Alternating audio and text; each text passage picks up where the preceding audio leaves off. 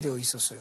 그리고 그 무덤도 노상군 묘로 방치가 되었었고 그 기록도 보통은 왕의 기록은 실록이라고 하지만 실록이 아닌 노상군 일기라고 했는데 이때 숙종이 본격적으로 단종을 복권하는 조처를 취합니다.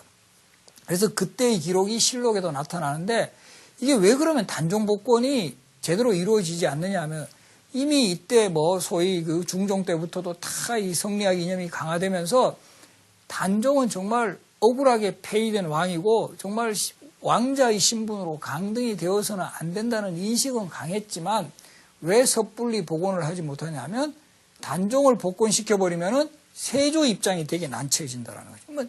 조선 왕실의 입장에서 보면 자신의 선조인 세조를 부정하는 조처가 되니까 이것을 단종을 쉽게 복권을 시키지 못했어요. 그러다가 숙종 때 이 성리학 이념이 국가나 지방사회 저변에까지 다 침투가 되면서 단종 복권 조치가 있게 됩니다. 이때 숙종이 내세우는 논리가 재밌는데요.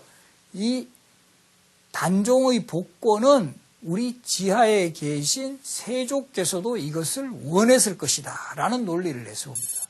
그래서 우리 후손들이 이런 세조의 뜻을 헤아려서 복권시키는 게 옳다 하면서 세조도 부정하지 않고 단종을 복권시키는 그런 조처를 취했다라는 거, 이것이 주목됩니다. 그래서 이제 노상군의 묘가 단종이 되고 무덤도 노상군 묘에서 이제 장릉으로 다시 올라가고 높여지고 그리고 실록의 기록도 노상군 일기에서 단종 대왕 실록이 됩니다. 그래서 지금 규장각에 단종 실록 원본이 이제 소장이 되어 있는데 제가 규장각에서 이제 직접 확인했습니다만은 실록은 활자본이거든요. 활자본이기 때문에 그 내용 하나하나마다는 다 고치질 못했어요. 그래서 그냥 내용에는 노상군 일기로 나오는데 표지만 단종 대왕 실록 이렇게 나와 있습니다. 이런 걸 보면 이때도 이런 작업이 상당히 그 힘들었음을 잘 보여주고 있습니다. 그러면 또 이제 단종이 복권이 되면은 이제 또 누가 또 이제 떠오르게 되죠? 바로 단종을 위해 희생을 당했던 사육신. 사육신에 대한 복권 조처가 이루어지는 것도 바로 숙종 때입니다.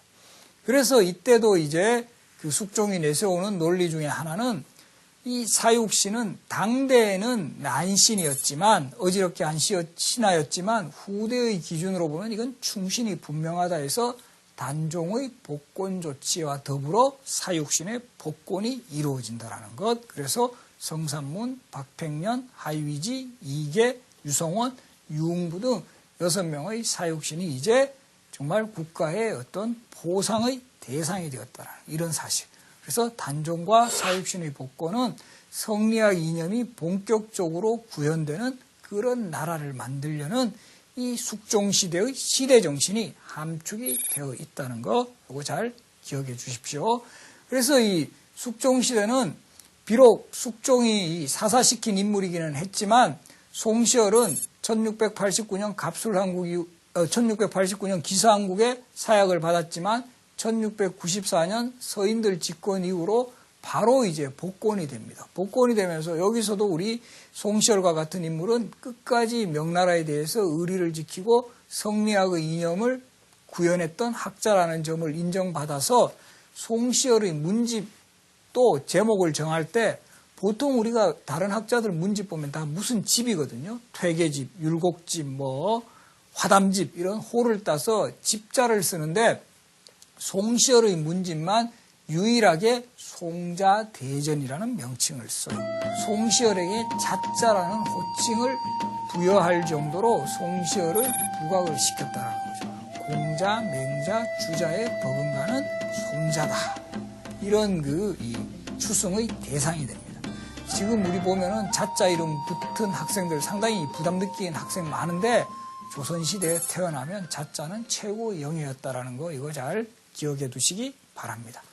그리고 이 숙종 때부터 이제 저 청나라가 이제 중원을 차지했지만 저들은 실제로는 야만국이고 문명국이 아니다. 그래서 선진 중국에 발달한 선진 문명을 직접적으로 계승한 나라는 우리 조선이다라고 생각을 해서 작은 중화라는 의미에서 소중화 사상이라든가 이제 아예 우리 조선이 중화다라는 의미에서 조선 중화 사상이 또 상당히 이제 발전하면서 조선의 학문과 문화에 대한 자부심 같은 것이 고양이 되어 나가는 시기도 바로 숙종 시대부터입니다. 그래서 이러한 흐름들은 숙종, 영조, 정조 시대를 거치면서 조선을 대표하는 시대 사상으로 자리를 잡게 된다는 사실, 이것도 잘 기억을 하시기 바랍니다.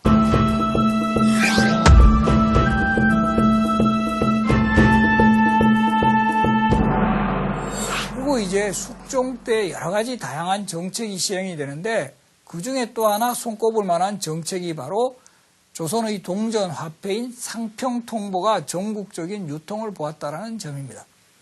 여러분들 조선시대, 조선 건국 초기부터 다 화폐 있었습니다. 그죠? 동전도 있었고, 조선통보니, 팔방통보니 하는 동전도 있었고, 또 저하라고 해가지고 종이돈도 있었고, 심지어는 그 활촉으로 이제 화폐를 만드는 이런 화폐들이 제작이 되었지만 실용화는 거의 되지 못했어요.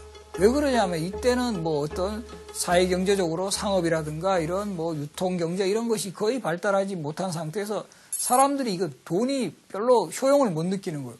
돈보다는 쌀이라든가 옷감 이것이 화폐 기능을 수행을 하게 되는 거죠. 그러다가 조선 후기에 들어가서 점차 이제 이 세금을 이제 거둘 때도 이제 조금은 급납제라 그래가지고 화폐로 받게 되는 이런 문화, 그리고 이제 상업이라든가 수공업의 발달로 인해서 좀 더 간편한 물건을 이제 사용해야 된다는 거, 화폐로서. 그런 수요 때문에 사실은 인조 때는 상평통보가 주조돼가지고 어느 정도 종전 유통이 이제 쓰이게 되는 이런 기반이 조성이 되지만 역시 이제 또 바로 인조 때 전쟁이 일어나고 이러는 바람에 제대로 실용화가 되지 못했어요. 그러다가 숙종 때인 1678년 무렵에 가서는 본격적으로 상평통보를 대량 생산하고 전국적으로 유통을 시키는 그런 움직임들이 있게 됩니다.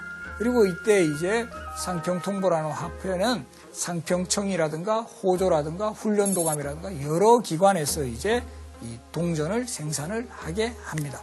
그래서 이 상평통보의 또 다른 이름, 우리 화폐 그러면 뭐라고 칭하죠? 보통 엽전이라는 말을 많이 쓰는데요. 이 엽전이라는 말을 쓰게 되는 이유 중에 하나는 이 상평통보를 만들 때 이 주전 틀을 이제 나뭇잎 모양으로 만들었어요. 이 나뭇잎 모양으로 이렇게 만들고 거기 동그라미 같은 것을 해서 여기서 돈을 뽑아내거든요. 이 나뭇잎으로 생긴